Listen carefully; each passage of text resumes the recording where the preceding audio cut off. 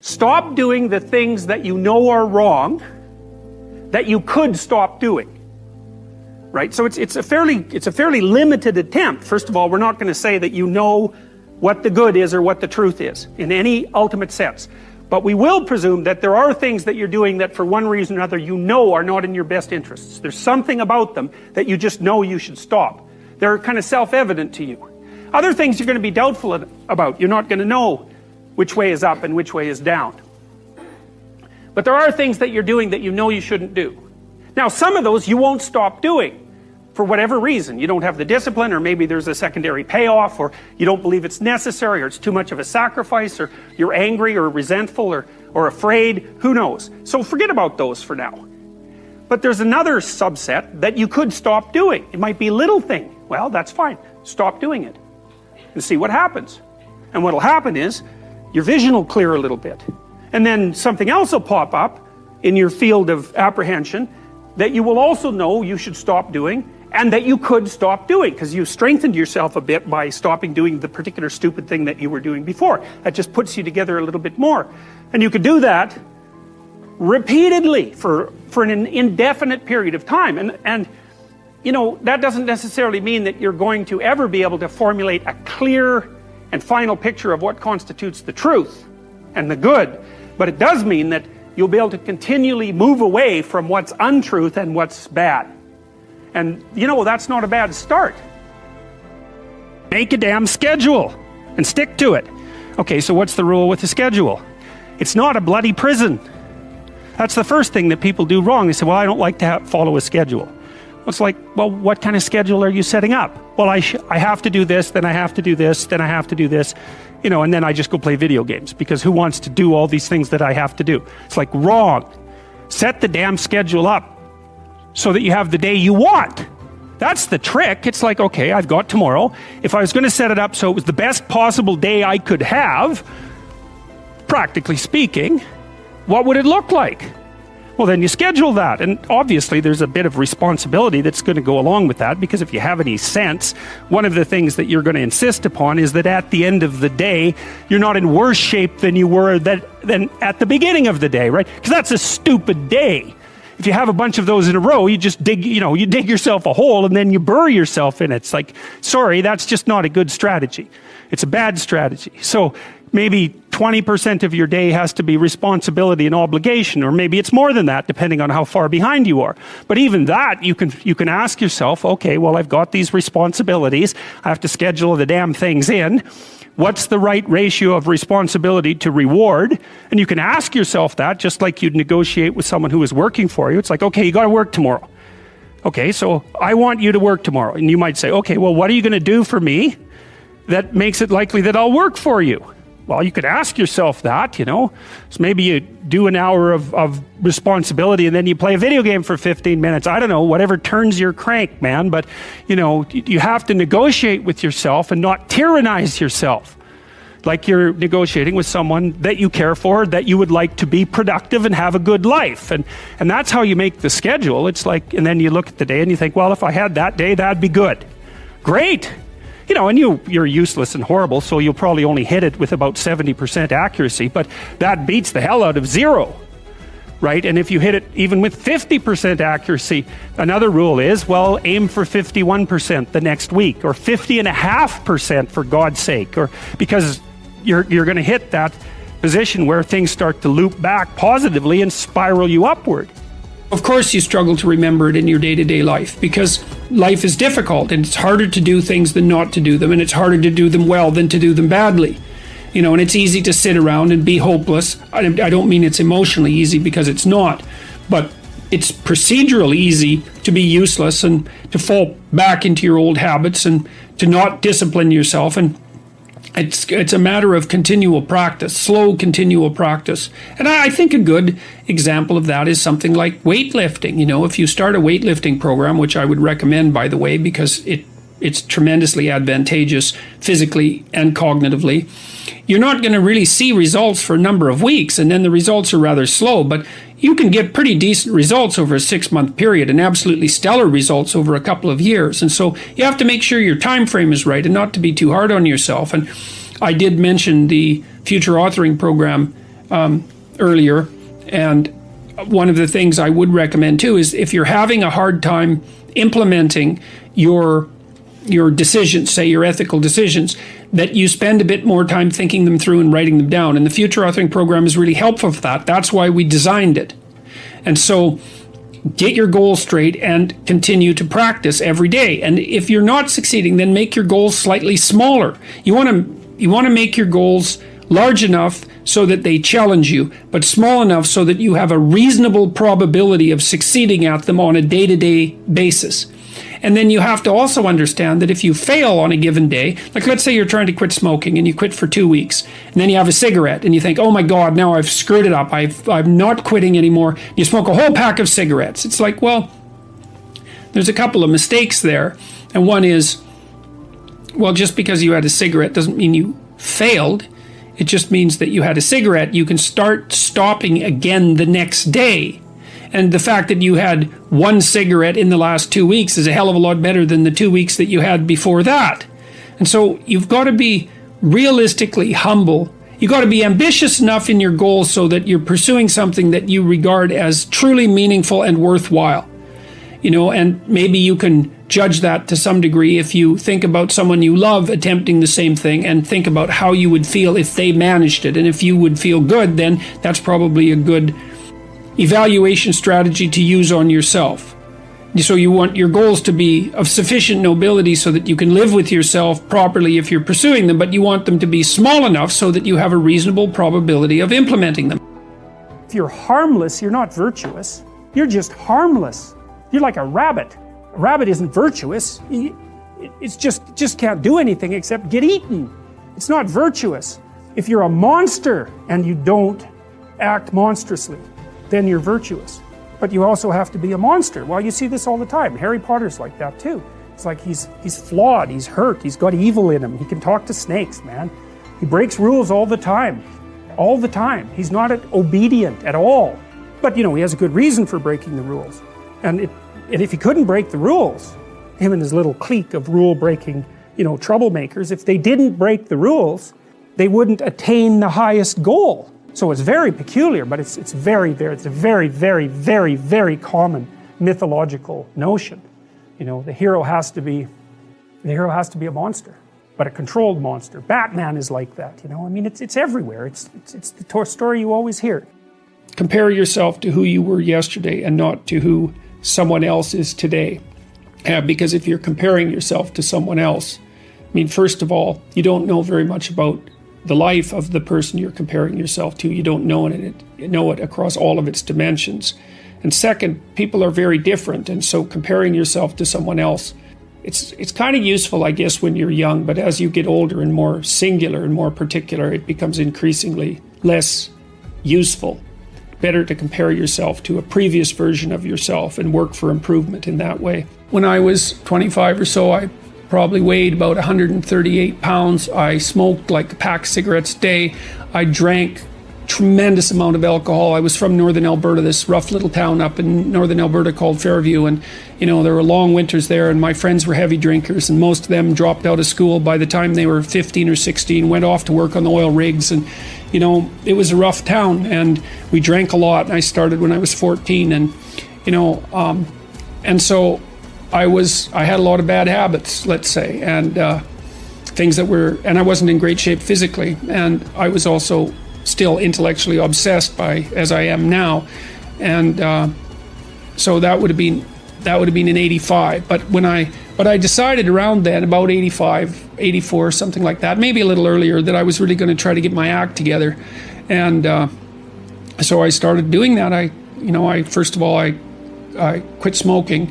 Well, that took a long time because I eventually had to quit drinking too in order to quit smoking, and I started working out, started playing sports, which I'd never done. I don't regret that. I had a fine time when I was a kid, but I needed really to get disciplined, and I had to do it because I was working on these hard problems that I've been discussing with all of you, and I've been working on them really, obsessively since I was probably about 18, maybe even earlier than that, and got to the point around 25 when I was in graduate school trying to get my PhD, doing all my research. Like I published 15 papers by the time I graduated with my PhD, which was I think by a fairly large measure, the most papers that any graduate student at that time had ever published at McGill. I think that's right. It might have been twice as many, or maybe twice as many, maybe even 3 times as many.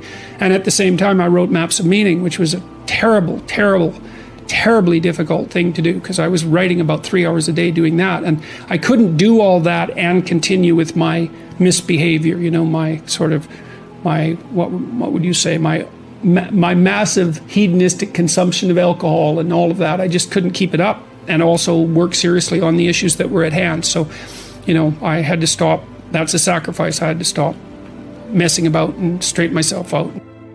If people are not listening to you, stop talking to them. And that is the best piece of advice that I can give you. And what happens is that if you stop talking to people who aren't listening to you and start watching them instead, they will tell you what they're up to. But so if you have things to say, say them, but you find people that will listen, talk to them. The ones who aren't listening, pull back, because you're devaluing what you have to say by offering it to an audience that does nothing but reject it. And that's a good guideline to life in general. Don't underestimate the power of truth. There's nothing more powerful. Now, in order to speak what you might regard as the truth, you have to let go of the outcome. You have to think, all right, I'm going to say what I think, stupid as I am, biased as I am, ignorant as I am. I'm going to state what I think as clearly as I can, and I'm going to live with the consequences no matter what they are. Now, the reason you think that's an element of faith. The idea is that nothing brings a better world into being than the stated truth. Now, you might have to pay a price for that, but that's fine. You're going to pay a price for every bloody thing you do and everything you don't do. You don't get to choose to not pay a price. You get to choose which poison you're going to take. That's it. So if you're going to stand up for something, stand up for your truth. It'll shape you, because people will respond and object and tell you why you're a fool and a biased moron and why you're ignorant. And then if you listen to them, you'll be just that much less like that the next time you say something. And if you do that for 5 years, you'll be so damn tough and articulate and able to communicate and withstand pressure that you won't even recognize yourself. And then you'll be a force to contend with. It is not safe to speak, and it never will be. But the thing you got to keep in mind is that it's even less safe not to speak, right? It's a balance of risks. It's like you want to pay the price for being who you are and stating your mode of being in the world, or do you want to pay the price for being a bloody serf, one that's enslaved him or herself? Well, that's a major price, man. That thing unfolds over decades, and you'll just be a miserable worm at the end of about 20 years of that, right? No self-respect, no power, no ability to voice your opinions, nothing left but resentment because everyone's against you, because of course you've never stood up for yourself. It's like, say what you think carefully, pay attention to your words. The price it's a price you want to pay if you are willing to believe that truth is the cornerstone of society. And in the most real sense, if you're willing to take that leap, then tell the truth and see what happens. And nothing better could possibly happen to you. There'll be ups and downs, and there'll be pushback, and there'll be controversy and all of that, but it doesn't matter. The truth is what redeems the world from hell, and that's the truth. And we saw plenty of hell over the last 100 years, and we haven't learned a bloody thing from it. It's like, wake up, tell the truth. Tell the truth, or at least don't lie, and that's a start. And you got to understand that's a risk. I did a lot of counseling work with people who were, coaching work, I guess, with people who were fairly spectacularly successful, and they were usually workaholics. They're the sort of people that were like, they'd work 80 hours a week, just nonstop. That's just what they were like. And one of the things we were always trying to figure out was, well, how much should you work? Because one answer is you just work till you die, right? I mean, you just exhaust yourself, and well, that's not a good idea. And then you have to figure out why that isn't a good idea. It's got to be something like this, is that you don't want to do so much work that the amount of work you do interferes with the amount of work that you could still do, right? Because if you work like mad for 2 weeks and then you have to lie in a hospital bed for a month, that obviously isn't very productive. So you have to figure out how much you can work diligently, and then how much you have to recuperate so that you can get back up and work again. And that's, people have basically settled on something like this and given it the divine imprimatur. That's one way of thinking about it, which is, Well, you can toil away for 6 days, and no wonder, because you have to work, but you should rest at least 1 day out of 7, because otherwise, well, you don't appreciate life. That might be part of it. And plus, I think it's more a matter of iterability, you know, because one of the things that defines morality is the capacity to repeat something, right? So if something is properly structured in a moral manner, then you can do it over and over and over again without any degeneration. And so that's kind of like a relationship. If your relationship is negotiated, you can continue to negotiate it, and then you can have a relationship that lasts for a long time. You can do it today and next week and next month and next year. You can maintain it across time.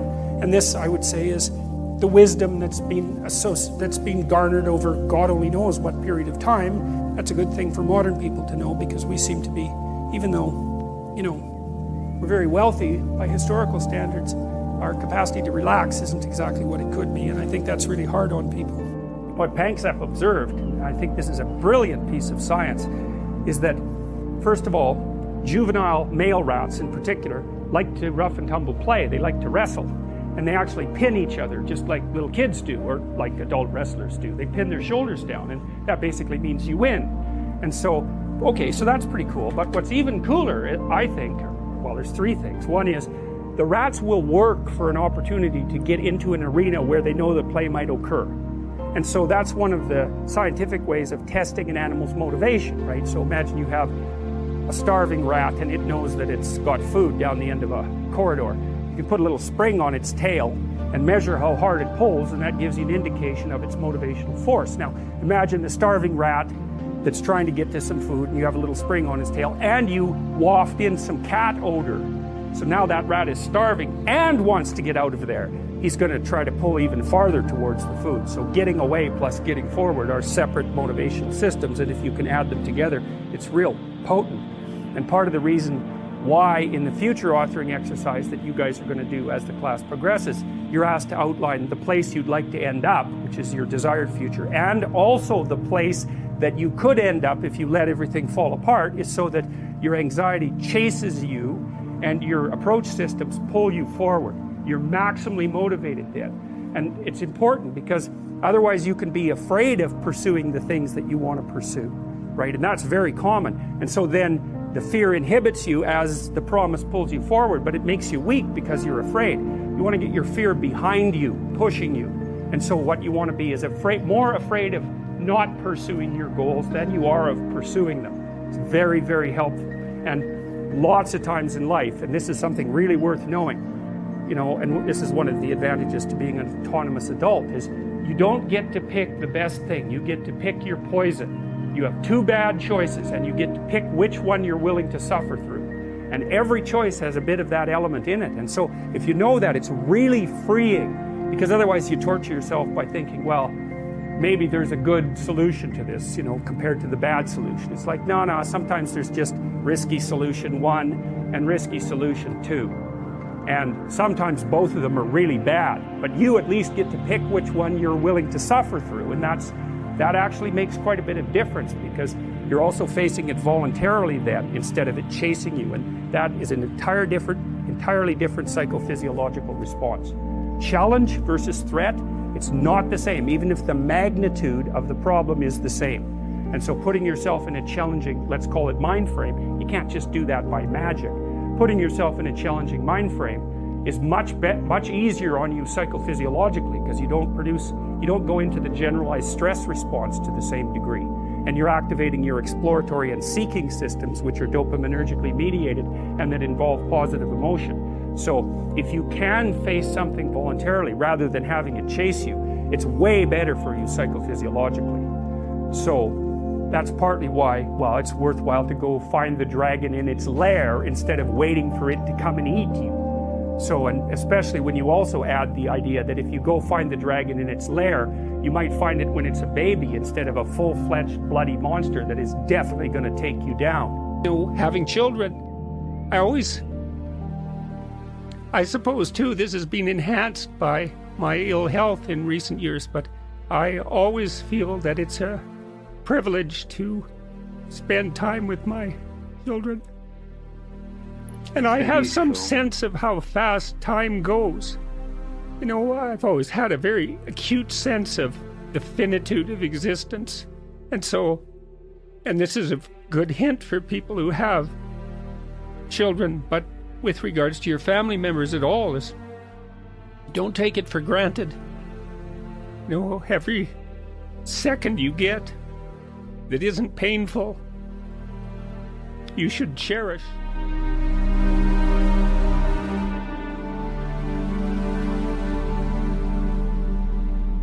One of the things you don't want is too much mismatch between you and that person on the 5 fundamental dimensions. So for example, if you're really extroverted and you have a really introverted partner, you're going to engage in continual conflict about how much social activity the two of you should subject yourself to. And it's very, very difficult for people who broadly differ on those dimensions to come to consensus, because it's not just a matter of opinion, right? It's really a matter of different, if you're looking at extremes, of really different types of people. And the thing about introverts is they just don't enjoy large-scale social interaction that much. One-on-one they're often fine, but in a group they don't like that, and it tires them out. Whereas a real extrovert, it's like you isolate them and they just wither on the vine, because a huge part of what actually motivates them in a positive way is tangled up with social interaction.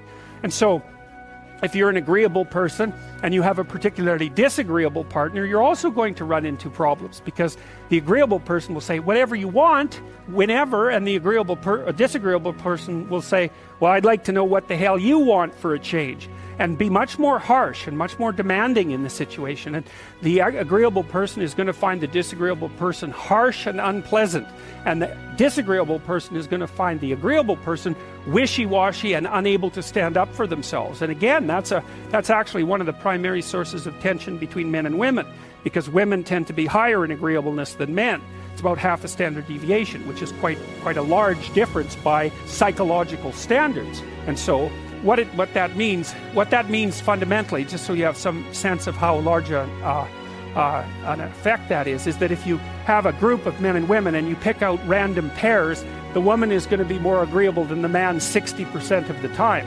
So that's not an overwhelming proportion, but it's reliable, and it's quite large by psychological standards. So there's the problem with agreeableness. Some of you have had roommates, and maybe you're more orderly than your roommate. What does it mean? It means you're annoyed by mess before they are. And you don't have to be annoyed by mess much before your less orderly roommate for you to be the one that's always running around picking things up. And so actually one of the things that's emerged from the psychometric analysis is that women are slightly more orderly than men. And I suspect that has something to do with the, what would you call it, inequitable distribution of housework. Because even if imagine that your proclivity is to be triggered by disorder 25 seconds before your partner's. Well, you're going to end up, it doesn't take much difference for you to be the one that's always concerned about the mess first. So anyways, and so if you're a really orderly person and you live with a disorderly person, well, good luck getting along with them. They're going to regard you as like uptight and over concerned with details and unwilling to relax, that's for sure. And they're going to regard you as, well, just a bloody mess. And how can anyone possibly live with someone like you? So another reason why it's useful to understand your personality is because I think it gives you a better crack at finding someone that you can actually live with over the long run. And we don't know what the optimal, I don't think you want to live with someone who's exactly like you, because then both of you have the same strengths and weaknesses, and there's a bit of a problem there, right? Because maybe an agreeable person can use a bit of a disagreeable person around them to balance each other out, and vice versa, right? So we don't understand the optimal balance for long-term thriving in a relationship, but I think we do understand the fact that if you're too different in your traits, where you're different is going to constitute a chronic source of conflict. Here's the key to a good relationship. It's not the only one, but watch your person carefully. And whenever they do something that you would like them to do more of, tell them that was really good. And mean it. And it's not manipulative, because if it's manipulative, it won't work. It's like you have to say, wow, I'm so glad you did that. And you have to be precise. Here's what you just did that I thought was great. And oh boy, that's so nice that you noticed. I can't believe that you noticed. It's like, you do that 20 times and the person will be like the rat that's just pushing the lever for cocaine, So, but no, I'm serious. It's Skinner established this. B.F. Skinner noticed this a long time ago. Reward is intensely useful in terms of modifying behavior. You can establish the ground rules explicitly and have a discussion about it. Are we going to lie to each other or not?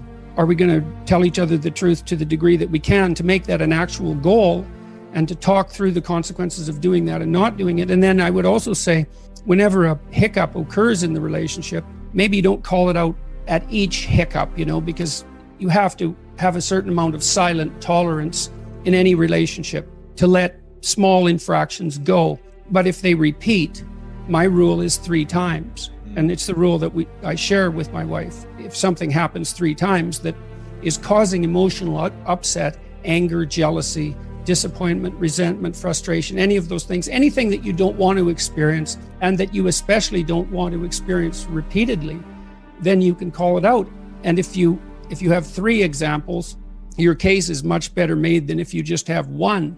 I would also say that when you call it out, you could say, look, we were at a party the other night and it looked to me, I felt as if you were paying too much intense attention to Dave. Flirting going on there. That's what it looked like to me. There was some flirting going on there. And that made me uncomfortable. You don't say, well, you were flirting, stop doing it. You say, well, this is how it looked. This is what it looked like to me. And here was my response. And then you want to think, and maybe I'm a damn fool and blind and jealous and stupid, and I'm misinterpreting, or maybe it was a harmless flirtation of the sort that people will engage in because it adds a little bit of spice to a social interaction. You want to find out. It's really convenient if it's the other person's fault, except then you're laden with living with that person, so it really doesn't help you anyways. But it's convenient because then they have to change. But you've got to think about this over the long run. You're going to be interacting with this person on a minute-by-minute basis for decades. If you're the idiot and that's causing trouble, then you should find out. So you want to say, well, look, this is what I saw. What's your explanation of what's going on? And then they'll offer you their viewpoint, and hopefully they'll do the same thing. They'll think, well, this is my intent.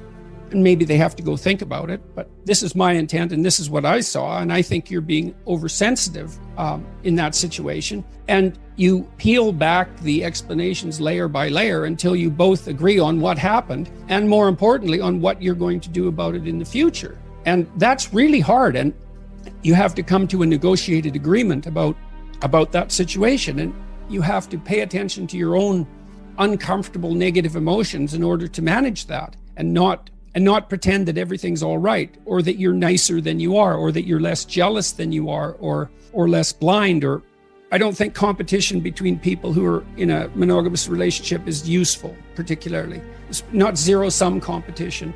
I mean, you can compete in a game-like sense, not existential competition. You're on the same team. That's the point. And if one of you is feeling left behind for one reason or another, it's time to throw that out on the table and say, look, I'm playing second fiddle here far too often. What can we do about that? Well, it looks like you need it. And like I've got an adventure, it looks like you need one too. Well, how can we rearrange the situation so I have my adventure? And then it's up to that person too to figure out what obstacles they might be putting up in their own pathway, right? That's stopping them. And then they have, they're angry at you for getting in the way, but it's actually a consequence of them using you as a convenient excuse for not doing something difficult. Those things all have to be sorted through. It's very hard. These conversations are extremely difficult. It's no wonder people avoid them. I also think people are not taught to negotiate at all. And that's a real shame. First of all, you figure out what you want. This is what I want. Then you tell the person, then you strategize with them so that you can get what you want and they can get what they want, and you both know what that is, and away you go together. That usually comes out, it's usually obscured and hidden and comes out awkwardly and difficulty, and with difficulty if it comes out at all. And people fool themselves into thinking that it's okay what they're doing.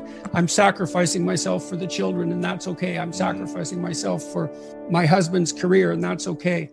I'm working at a job I can't stand because I need to support my wife and children, and that's okay. I mean, sometimes that is okay, but it has to be out, clear, in the open, talked about, negotiated, discussed. I think you can be a slave or a tyrant, or you can negotiate. Those are your options.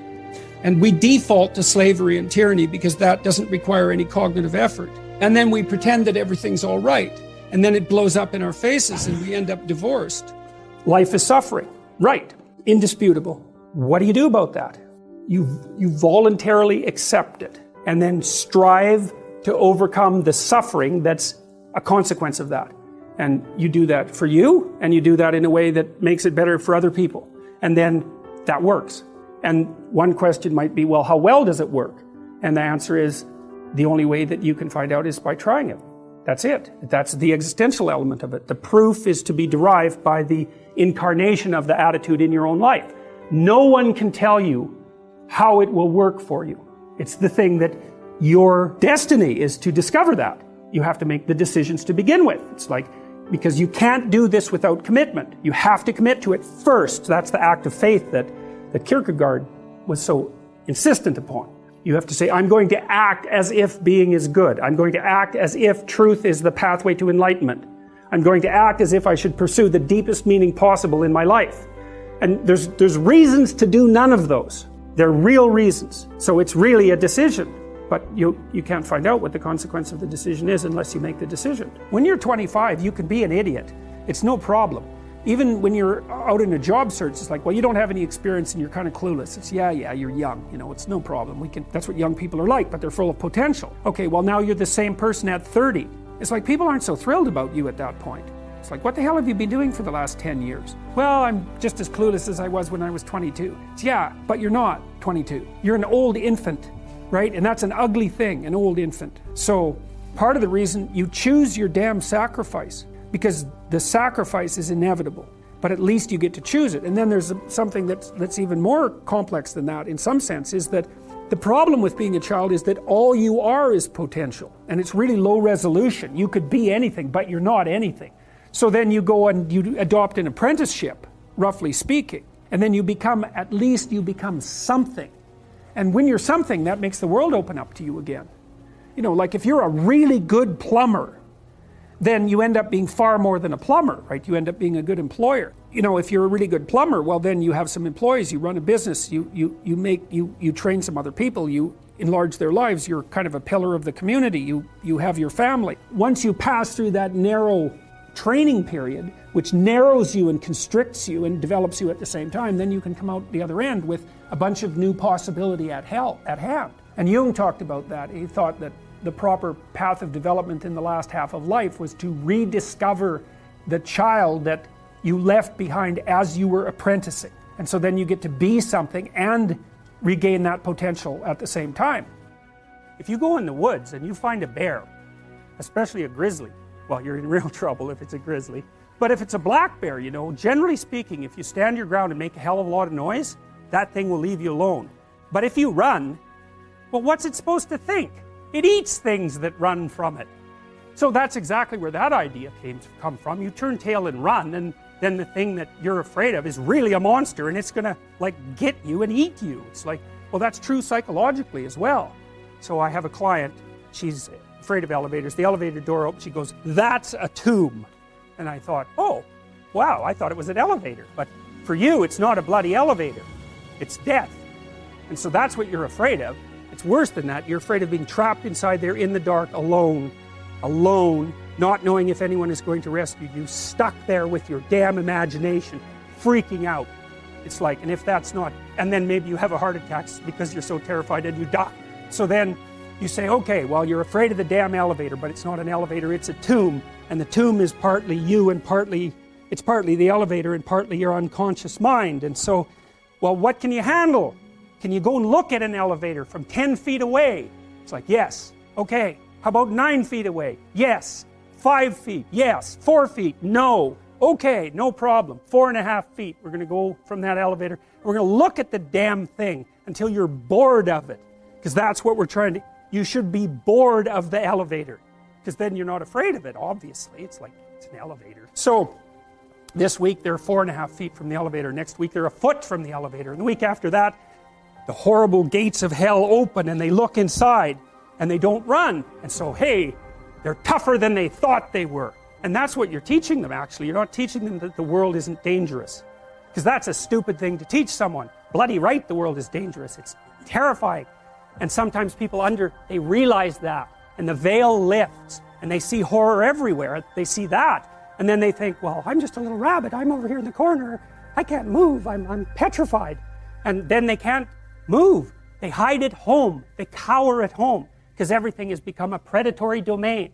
And so what you teach them is, you're not as much of a rabbit as you think. So what you do first, if you're going to teach someone not to be afraid of a mouse, is teach them how not to be afraid. So you put them in a chair and you do a relaxation exercise with them, and then you show them a picture of a mouse, and you say, just breathe, calm down. And so they calm down, and then sooner or later they can look at the pictures of mice by themselves, and then maybe you could throw a stuffed mouse at them, and then maybe they could walk by a pet store and look at a mouse, and so on and so forth, until you get them like holding rats. And so that works. But it works even if you don't relax them. In fact, it works just as well. So the old behavioral idea that it was counter-conditioning was wrong, just like the idea that the reason you were afraid of a rat was because of conditioning. It's like, of course you're afraid of a rat. It's a rat. It's just like you're afraid of snakes. To a lesser or greater degree. And people actually become more afraid of snakes as they get older, interestingly enough, which is not what you'd really expect, right? Unless it was a biological function. So anyways, all you have to do is show people the thing they're afraid of. What do they learn? They don't learn that the thing isn't frightening. They learn that they're tough. We're built for struggle, us human beings. You're not after the bubbles of bliss that Dostoevsky described in Notes from Underground. We're built to contend with the world. We're built to contend with reality. You want a challenge. And the best way that you can take on a challenge, because a challenge fortifies you. So you don't want to be secure, you want to be strong. And you get strong by taking on optimal challenges. And so you lay out your destiny in the world, and you take the slings and arrows of fate. And you make yourself stronger while you're doing so. And you might fail, and fortune might do you in. But it's your best bet. And people have extracted unbelievable successes out of catastrophic failures. And I'm not saying that in a naive way. I know perfectly well what happens to people. You're doing fine in life, and then you get cancer. And then 6 months later, you're dead. And all the heroism in the world isn't going to save you at that point. But that's not the point. That's not the point. Life is bounded by mortality. But that doesn't mean that you don't get out there and contend. And you develop by contending, and you minimize the net amount of suffering in the world. And that's something, man. That's something to do. I'll tell you a little story. This is in my book. So I had this landlord in Montreal. He lived next door to me. He was an ex-Hells Angels biker. He'd spent a lot of time in prison. And his wife had borderline personality disorder, and she committed suicide when I lived there. My wife and I went over there, and we had spaghetti dinner one night, and we sort of communicated. And I bought a poster from him because he made these wooden posters that had neon on them, and that's how he made a living. He'd kind of trained himself to be a bit of an electronics guy, and so he made these things. And he was trying to quit drinking, and we talked about that. He was a lot older than me. He was like 20 years older than me. I was about 25 at this point. And we got along pretty well. But every now and then he'd go out and drink. And he could really drink, like he was one of these guys who could drink like 60 beer. And you think, well, no one can drink that much, and you're wrong. I studied alcohol for like 10 years. Some of my subjects' fathers drank 40 ounces of vodka a day and had been doing it for 20 years. So you can drink a lot, and he could drink a lot. And what would happen, he was trying to not drink, but he'd go out and go on a binge, and then he'd be gone for like 3 days. And he'd drink up all his money, and then we'd hear him out in the backyard howling at the moon with this little ugly dog he had, And he'd howl, and the dog would howl, and he'd howl, and the dog would howl. And it was rather unsettling and made my wife nervous. But worse, now and then he'd come to the door at like 3 in the morning, And he'd knock on the door, and he'd be standing there, and he'd ask me if I would like to buy his toaster or his microwave, because he needed some money to keep drinking. And I didn't really want to buy his toaster or his microwave, but when the ex-Hells Angel, Joual-speaking, 60 beer drunk Quebecois biker shows up at your door at 3 in the morning and offers to sell you his microwave, the easiest thing is to say, I really need a microwave. So, I bought the microwave and the toaster and some other things. So one time he took me out on his 750 Honda, and he put me on the back of it. He wanted to show me his lair, I guess, his hangouts. And I got his wife's helmet on, but it didn't fit. It just sit on the top of my head. And he said, I got on the bike, and he said, if the cops chase us, we're not stopping. and then away we went. And we went to these bars downtown on Saint Laurent. They were very rough places. And he got into like 4 fights that night because he was a rough guy, you know, and these kind of punk guys would come up to him and sort of challenge him and act stupidly around him, and he was very skeptical. And if you were acting stupidly around him for any length of time, he'd just hit you because he felt that that's what you deserved, and perhaps he was right, you know. So I had a first-hand opportunity to observe him. So anyways, he, sure enough, about a week or two after we had this conversation, he showed up at the door, knock, knock, knock, you know. I opened the door, and he was standing there, you know, with his eyes kind of half closed, and he was swaying, and he had, I don't remember what the appliance was this time, but he wanted to sell it to me. And I said, Paul, I can't buy this. I'm not going to buy this because I know you're trying to quit drinking. And if I give you this money, then you're going to go and drink it up, and it's not going to be good for you. And what else did I tell him? I think I told him as well that this whole thing of him coming to my house at like 2 a.m. was scaring my wife, who he liked, and that it had to stop. And believe me, man, I was thinking about what I was saying, because he was watching me like a rough guy watches you. And a rough guy watches you like this. He thinks, if you say one thing that indicates contempt, you're going to bloody well pay for it. And so I was finding my words like, you know, I was crossing a swamp and trying to look for the rocks underneath the surface. And I said what I had to say very, very carefully. And he looked at me for about 15 seconds. And that's a long time to be looked at 3 a.m. And he left. And he never came back to sell me anything again. And we got along fine. But that's a good illustration of this issue with regards to truth and success in the strange land. Because I was in the strange land when I was talking to my neighbor, my landlord then, and I managed to say what was true carefully enough, so despite the fact that he was a very violent person, and that he was a very intoxicated person, and that he had every reason to be suspicious of me, and we couldn't communicate very well, and I didn't do what he wanted, that he took it, and he left, and there was no problem, and life went on just fine after that. And so, we don't want to underestimate the utility of establishing this bounded relationship with the ideal and attempting to live with some nobility in truth while aiming at the highest ideal.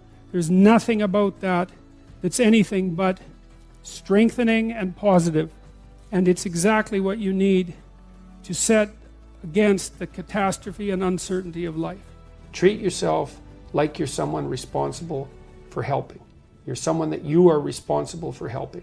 So what that means is you have to start from the presupposition that despite all your flaws and insufficiencies, that it's worth having you around and that it would be okay if things were better for you. So you need to take care of yourself like you're taking care of someone you care for.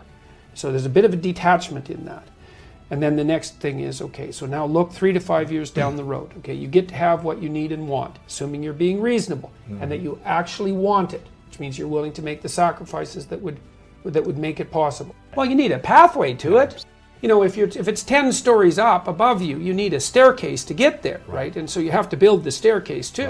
And so in the future authoring program, so you're asked, first of all, okay, you get to have what you want and need. That's the proposition. But you have to aim at it. You have to define it and aim at it. So then the first thing is, okay, if you could put your family together the way you wanted it to be, what would that look like? And so that might be your siblings and your parents, but that also might be, you know, your wife or your husband and your kids, assuming that you're at that point in your life. If you could have the family you wanted, what would that look like? Right, okay. Career, same thing. You get to have the career or the job that is within your grasp, necessary, and suitable for you if you were taking care of yourself. How are you going to educate yourself? Because you're not as smart as you should be. There's a lot more things you need to know. So you got to keep learning and moving forward. So you need to plan for that. How are you going to take care of yourself mentally and physically? Right? So how are you going to avoid the catastrophic temptations, for example, of drugs and alcohol? Because that pulls a lot of people down. You need a plan for that. You're going to be a social drinker. How much are you going to drink? How much is too much? What about your drug use? You got to regulate that so it isn't a pitfall. How are you going to use your time meaningful and productively outside of work? So you need a plan for that. So do you want a long-term, stable, intimate relationship? And if you do, then how would you like that to lay itself out? You got to have a vision for that, because if you don't have a vision, you're not going to aim at it. And if you don't aim at it, then you won't even see the opportunities when they arise. That's the thing that's so cool. I wrote about this in chapter 10, which is be precise in your speech. It's a chapter about the fact that aims structure your perceptions. So for example, once you aim at something, your brain, literally, the perceptual structures in your brain, in your visual cortex, reorient themselves to calculate a pathway to the aim. And then what they show you in the world is obstacles to that path and open pathways to the path. That's actually how the world reveals itself. Just like when you're driving in a car and you have a map and you aim at a particular place, then all the things that are related to that place show up in the world. It's exactly the same thing, because you are traveling through time and space, right? And you need a map.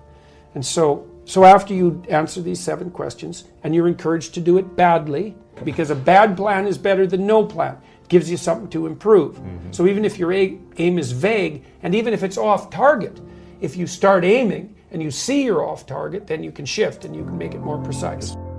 You know, if you take people, and I've told you this, and you expose them voluntarily to things that they are avoiding and are afraid of. You take young people, say they're 16 to 22, and they're not really feeling that good about who they are, because their life is chaotic and in disorder and they don't know where they're going. And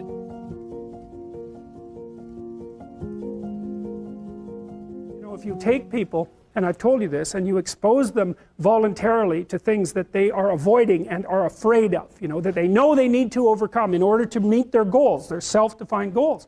If you can teach people to stand up in the face of the things they're afraid of, they get stronger.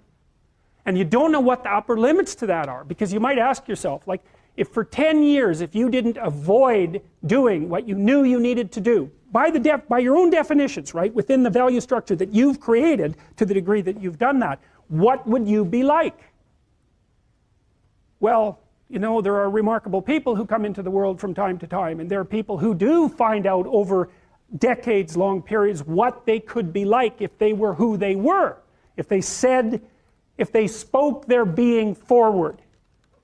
And they get stronger and stronger and stronger, and we don't know the limits to that. We do not know the limits to that. And so you could say, well, in part, perhaps the reason that you're suffering unbearably can be left at your feet, because you're not everything you could be, and you know it. And of course, that's a terrible thing to admit, and it's a terrible thing to consider, but there's real promise in it, right? Because it means that perhaps there's another way that you could look at the world, and another way that you could act in the world, so what it would reflect back to you would be much better than what it reflects back to you now. I often ask undergraduates how many hours a day you waste, or how many hours a week you waste, and the classic answer is something like 4 to 6 hours a day. You know, inefficient studying, watching things on YouTube that not only do you not want to watch, that you don't even care about, that make you feel horrible about watching after you're done. That's probably 4 hours right there. You know, you think, well, that's 25 hours a week, it's 100 hours a month, that's 2.5 full work weeks, it's half a year of work weeks per year. And if your time is worth $20 an hour, which is a radical underestimate, it's probably more like 50 if you think about it in terms of deferred wages. If you're wasting 20 hours a week, you're wasting $50,000 a year. And you are doing that right now. And it's because you're young, wasting $50,000 a year is a way bigger catastrophe than it would be for me to waste it, because I'm not going to last nearly as long. And so if your life isn't everything it could be, you could ask yourself, well, what would happen if you just stopped wasting the opportunities that are in front of you? You'd be who knows how much more efficient, 10 times more efficient, 20 times more efficient. That's the Pareto distribution. You have no idea how efficient people get. It's off the charts. Well, and if we all got our act together collectively and stopped making things worse, because that's another thing people do all the time, not only do they not do what they should to make things better, they actively attempt to make things worse because they're spiteful or resentful or arrogant or deceitful or homicidal or genocidal, or all of those things all bundled together in an absolutely pathological package. If people stopped really, really trying just to make things worse, we have no idea how much better they would get just because of that. one of the things psychologists have done for the last 20 years, especially the social psychologists, is push this idea of self-esteem. You should feel good about yourself. And I think, why would you tell someone 20 that? It's like, you should feel good about who you are. It's like, no, you shouldn't. Why should you feel good about who you are? It's like, you should feel good about who you could be. I'm not saying that people shouldn't have confidence, but like often you take young people, say they're 16 to 22, and they're not really feeling that good about who they are because their life is chaotic and in disorder and they don't know where they're going and they don't know which way is up. But the thing is, it has to be stated with precision. It's like you should treat yourself as if you're valuable, especially in potential. But you should concentrate on who you should become, especially if you're young. And so let's say you're miserable and nihilistic and chaotic and depressed and all of that now, and you have your reasons, you know, terrible parenting, abuse, all of those things. It's like, well, you should feel good about yourself. It's like, no, it's not the right message. Is that it's more like you should understand how much potential there is within you to set that straight. And then you should do everything you can to manifest that in the world, and it will set it straight. And that's better than self-esteem. It's like, you're in a crooked, horrible position. Okay, fine. There's a lot of suffering and pain associated with that. Yeah, you can't just feel good about that because it's not good. But you can do something about it. You can genuinely do something about it. And I think all the evidence suggests that that's the case. So I'm telling young people, look, no matter how bad your situation is, I'm not going to pretend it's okay. It's not okay. It's tragic, tainted with malevolence. And some people really get hurt by malevolent people, like, you know, terribly hurt. Sometimes they never recover. It's really awful. But there's more to you than you think. And if you stand up and face it with a positive, with a noble vision, with discipline and intent, you can go far farther to overcoming it than you can imagine. And that's the principle upon which you should predicate your behavior. And I think that one of the things that's really nice about being a clinical psychologist is that this isn't just guesswork. Like, one of the things, we know two things in clinical psychology. One is truthful conversations redeem people. Because if you come to a clinical psychologist whose worth is salt, you have a truthful conversation. The conversation is, well, here's what's wrong with my life, and here's what caused it. You know, maybe it takes a year to have that conversation, and both of the participants are doing everything they can to lay it out properly. Here's how it might be fixed. Here's what a beneficial future might look like. And so it's a completely honest conversation if it's working well. And all that's happening in the conversation is that the two people involved are trying to make things better. That's the goal. Let's see if we can have a conversation that will make things better. Okay, so we know that works. It does make things better. And then another thing we know is that, well, let's say there's a bunch of things that you're afraid of that are in your way. So you have some vision about who you want to be. Maybe you have to, you know, you want to be successful in your career, so you have to learn to talk in front of a group. It's like, okay, well, you're afraid of that. It's like, no wonder you don't want to be humiliated. So, okay, so what do we do about that? Well, maybe we first get you to speak in front of one person and then 3 people, you know, for 5 minutes and then for 10 minutes. Like, graduated exposure to what you're afraid of. Voluntary graduated exposure to what you're afraid of is curative. And that's true. It works. The documentation is in. It's how people learn. So to tell people that if you confront the world forthrightly, if you speak the truth, and you expose yourself courageously to those things that you're afraid of, that your life will improve, and so will the life of people around you. Like, as far as I'm concerned, that's as close to undeniable fact as we've got. And it also dovetails nicely with the underlying archetypal stories, the heroic stories. It's like, go out there, find the dragon, confront it. It's a dragon. It might eat you. It's dangerous. But it's worse to cower at home and wait for it to come and devour you. Go out there, confront it, get the gold, share it with the community. It's like, yeah, it's the oldest story of mankind. What could you do to improve yourself? Well, let's step one step backwards. The first question might be, why should you even bother improving yourself? And I think the answer to that is something like, so you don't suffer any more stupidly than you have to. And maybe so others don't have to either. It's something like that. You know, like there's a real injunction at the bottom of it. It's not some casual self-help doctrine. It's that if you don't organize yourself properly, you'll pay for it, and in a big way, and so will the people around you. Now, and you could say, well, I don't care about that, but that's actually not true. You actually do care about that, because if you're in pain, you will care about it. And so you do care about it, even if it's just that negative way, you know. It's very rare that you can find someone who's in excruciating pain who would ever say, well, it would be no better if I was out of this. It's sort of, pain is one of those things that brings the idea that it would be better if it didn't exist along with it. It's incontrovertible. So You get your act together so that there isn't any more stupid pain around you than necessary. Well, so then the question might be, well, how would you go about getting your act together? And the answer to that, and this is a phenomenological idea too, it's something like, look around for something that bothers you and see if you can fix it. So now you think, well, let's say you go into you can do this in a room. It's quite fun to do it just when you're sitting in a room, like a room, maybe your bedroom. You can sit there and just sort of meditate on it and think, okay, if I wanted to spend 10 minutes making this room better, what would I have to do? And you have to ask yourself that, right? It's not a command, it's like a genuine question. And things will pop out in the room that you like, there's a stack of papers over there that's kind of bugging you, and you know that maybe little order there would be a good thing, and there's some rubbish behind your computer monitor that you haven't attended to for like 6 months, and the room would be slightly better if it was a little less dusty and the cables weren't all tangled up the same way. And like, if you allow yourself just to consider the expanse in which you exist at that moment, there'll be all sorts of things that'll pop out in it that you could just fix. And I might say, well, if you were coming to see me for psychotherapy, the easiest thing for us to do first would just be to get you to organize your room. You think, well, is that psychotherapy? And the answer is, well, it depends on how you conceive the limits of your being.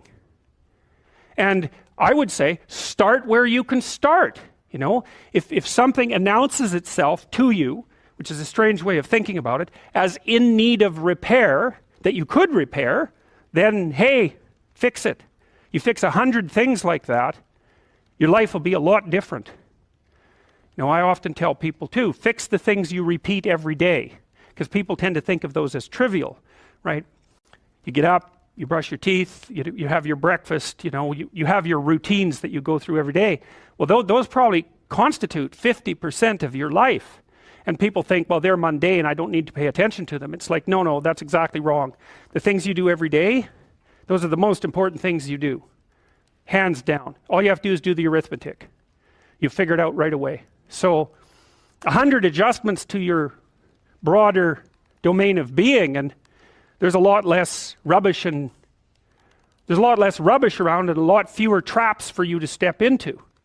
And so that's in keeping with Jung's idea about erasing once you've got your mind and your emotions together, and once you're acting that out, then you can extend what you're willing to consider yourself and start fixing up the things that are part of your broader extent. Now, sometimes you don't know how to do that. So you might say, imagine you're walking down Bloor Street and there's this guy who's like alcoholic and schizophrenic and has been on the streets for 10 years. He sort of stumbles towards you and, incoherently mutters something.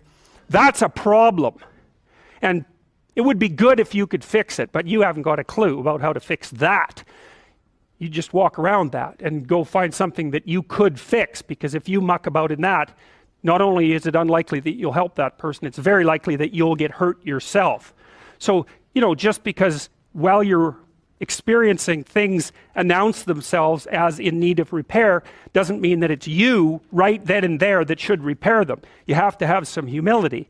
You don't walk up to a helicopter that isn't working and just start tinkering away with it.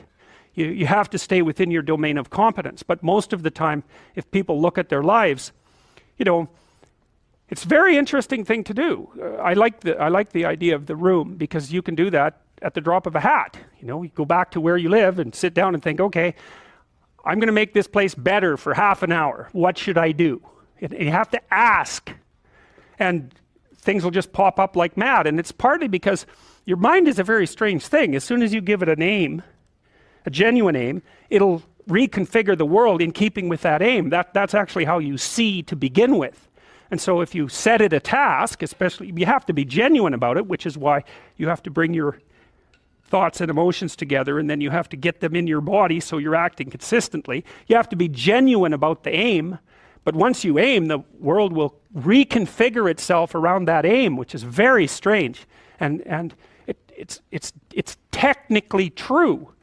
The best example of that, you have all seen this video where you watch the basketballs being tossed back and forth between members of the white team versus the black team, and while you're doing that, a gorilla walks up into the middle of the video and you don't see it. It's like, you know, if you thought about that experiment for about 5 years, that would be about the right amount of time to spend thinking about it. Because what it shows you is that you see what you aim at. And that, man, if you can get one thing through your head as a consequence of even being in university, that would be a good one. You see what you aim at. And so because one inference you might draw from that is, be careful what you aim at. Right? What you aim at determines the way the world manifests itself to you. And so if the world is manifesting itself in a very negative way, one thing to ask is, are you aiming at the right thing? I read the story. It was an autobiography, if I remember correctly, of the captain. I might be wrong about that, but I've got the basic story right. Well, they had a shipwreck in the Antarctica. And then they were there for a whole year. In the Antarctica, you know, and none of them died, not one. He didn't lose a single man, not one. He kept their morale high. And then they took this boat that was on the ship, and they crossed like 400 miles of the roughest ocean, the roughest frigid ocean in the world, right? You don't go in that ocean. And then they went to an island, and they walked across the island, across these mountains that no one else has ever climbed since. And they went to the city on the other side of the island, and they got a boat, and they went and rescued their compatriots, and everyone survived.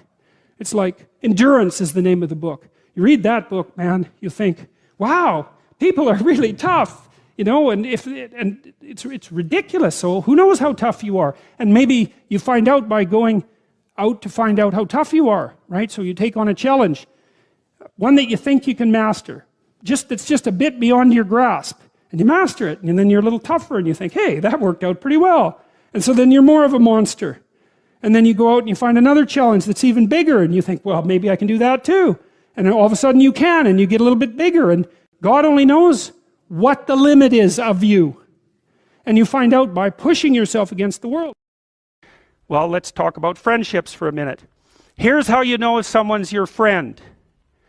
A, you can tell them bad news, and they'll listen. They won't tell you why, you know, you're stupid and why that bad thing happened to you and how something worse happened to them once and, you know, derail the whole conversation.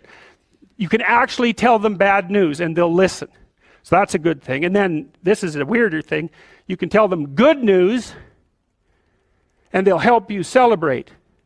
And that's a really good way of deciding who you should have around you. Because if you have someone around you, you know, something good happens to you and you're kind of afraid to even admit it because, you know, God, something good happened to you. It's like, you let that be known and it'll certainly be taken away. So, you know, you come out and you sort of tell someone half-heartedly that something good happened to you and they give you a whack and then talk about, you know, the great thing that happened to them 3 years ago. Or worse, the great thing that happened to someone that they knew 3 years ago. You know, it's like, go away from that person. They're not helpful to you. And they're not helpful to themselves either. And so you want to surround yourself, you got to think about this. You got to surround yourself with people who want the best for the best part of you. You can hang around with weasels and losers that are trying to pull you down to justify the fact that they're spiraling downhill as well. And you know, the upside of that is you don't have to have any responsibility and you can all whine about how wretched life is, you know, so that's pretty attractive. But I would say it's also a bad medium to long-term plan. And so it's acceptable and desirable to try to surround yourself with people who are facilitating your development. You know, and you might say, well, I've got people around, I know them well, you know, they're not doing that well and they don't fit into that category. It's like, what's your point? What are you going to do with them exactly? If they'll listen and cooperate with you and move towards a better future, great. If they don't pay any attention and they keep doing the same damn things over and over and they're not going anywhere and it's painful, then maybe the proper thing to do is say, you just have your misery. I'll go off and have my life. And maybe you'll wake up at some point in the future and think that's a better way of being. Because just putting up with it is, well, they call that enabling, right? You put up with that sort of behavior, you're providing tacit consent for it and even tacit approval. It's like, it's a bad idea. You have, I would say, both the right and the responsibility to surround yourself with people who are good for the best part of you. When I talk to people about doing the future authoring program, they often put it off. And it's not surprising because it's hard. But it's more than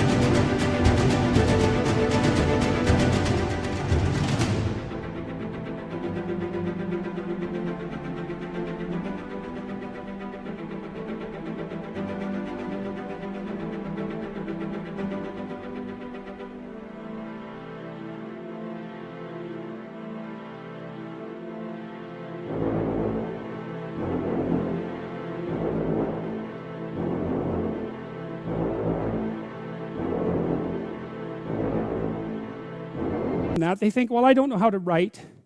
I'm going to do a bad job. I don't really like assignments. I'm going to have to do it perfectly. I need to wait till I have enough time. And like one of those is enough to stop you cold, and all 5 of them, you're just done. And so I tell people, do it haphazardly, a tiny bit at a time, and badly. Because you can do that. I tell my students when they're doing their theses, master's thesis, write a really bad first draft. And then we have a little conversation about that, because they don't think I mean that. Because it sounds like a cliche in some sense. It's not a cliche. It's not a cliche at all. It means you're a terrible writer. But if someone put a gun to your head and said, you have to have your 100-page thesis done by next Monday, or I'll shoot you, but I don't care how terrible it is, you would sit down and write it. And the thing is, then you have it, right? Then you have something, and then you can fix it. You can iterate and fix it. That bad first draft, that's the most valuable thing. And so that's what you need. You need a bad first draft of yourself. And there's an idea that Jung developed about the trickster and the jester, the comedian, right? That the trickster is the precursor to the savior. That's one of the things I learned from Jung that was just, it's so unlikely. You'd never think that. It's so amazing that might be the case. But the satirical and the ironic and the troublemaker, the comedian, the fool is the precursor to the savior. Why? Because you're a fool when you start something new. And so if you're not willing to be a fool, then you'll never start anything new. And if you never start anything new, then you won't develop. And so the willingness to be a fool is the precursor to transformation. And that's the same as humility. And so if you're going to write your destiny, you can do a bad first job. You're going to get smarter as you move forward. That's the thing, is that, so something beckons to you. That's what happens here. Maybe the star that Geppetto wished on was the wrong damn star, but at least it was a star, right? At least it was in the sky. At least it moved him forward. And so you say in your life, well, something grips you and fills you with interest. And you think, well, should I do that? And the answer is, if not that, then something. What if it's a mistake? It's a mistake. Rest assured. What do you know? You're going to stumble around, right? And what's going to happen is this. You're going to not stay in stasis. You're not going to wander around in circles. And I see people like that. They said, well, I never knew what to do, and now I'm 40. It's like, that's not so good. That's not so good. And you might say, well, and there is a literature, too, that suggests that people are a lot more unhappy when they look back on their lives about the things they didn't do than they are about the mistakes they made while they were doing things. And so that's really worth thinking about, too, because there's redemptive mistakes. And a redemptive mistake would be a mistake that you make when you go out and try to do something. You know, you think, okay, I'm going to try to do this. When you're not good at it, you make a bunch of mistakes. It's like, well, what's the consequence if you pay attention? Is you're not quite so stupid anymore. That's the thing, is you've been informed by the results of your errors. And so what happens is you follow the beacon, you follow the light. And you're blind, so you don't know where the light is. It's dimly apprehended only, and you're afraid to follow it. But you decide to take some stumbling steps towards it. And as you take stumbling steps towards it, you become illuminated and enlightened and informed because of the nature of your experience, because you're pushing yourself beyond where you are, and you're going into the country that you have not yet been in, and you learn something. And so what happens then is the star moves. You move 10 feet towards it and you think, no, that's not right. I didn't get it right. It isn't there. It's actually there. And so then you you see it somewhere else, and you shift yourself slightly, and you move forward. And that's what happens, is that you continue as you change. The thing that guides you forward moves, right? It's like God in the desert in Egypt, the pillar of light that you're following. It's moving. It's not a permanent thing. You move towards it, it moves away. It guides you forward. And so you say, well, is what I'm aiming at paradise itself? And the answer to that is no, because what do you know? You couldn't see paradise if it was right in front of you, but you might get a glimmer of it. And so you move towards it and you grow. And then the next time you open your eyes, you see a little bit more clearly. And that's what happens, is that just happens over and over, right? It keeps moving. And so you move like this. But the thing that's so cool is that all those zigs and zags, you say, and each of those zags and zigs is a catastrophe. I hit a wall, my God, and then I had to die a little bit, and I barely got back up. It's a phoenix transformation at each turn, and it's painful. But the thing is that even though you've traveled 20 miles, let's say, on that road, and you've only moved 3 miles forward, you've moved 3 miles forward instead of falling backwards, because that's the thing too, is that if you stand still, you fall backwards. You cannot stand still, because the world moves away from you if you stand still.